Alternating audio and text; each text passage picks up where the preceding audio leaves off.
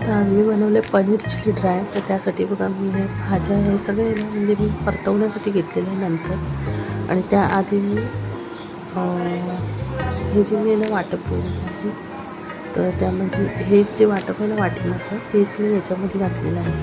म्हणजे त्यामध्ये काळी मिरी, हिरवी मिरची, जिरे, कोथिंबीर आणि थोडंसं लसूण असं करून मी कॉर्नफ्लॉवर आणि मैदामध्ये हे जे आहे ना पनीर ते अर्धा किलो आणलं होतं, ते त्याच्यामध्ये कोटिंग केलं आहे पाणी घालून आणि मग ते तेलामध्ये तळलेलं आहे.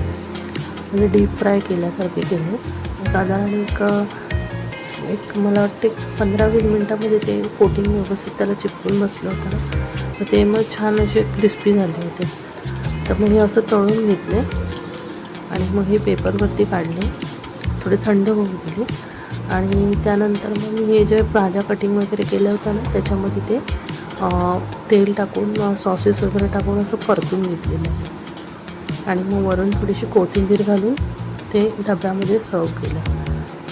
तर हे ना एकदम हॉटेलसारखे झाले होते. म्हणजे मी माझ्या मुलीने जेव्हा खाल्लं ना तेव्हा ते हॉटेलपेक्षा खूप छान म्हणजे त्याची टेस्ट आलेली आहे.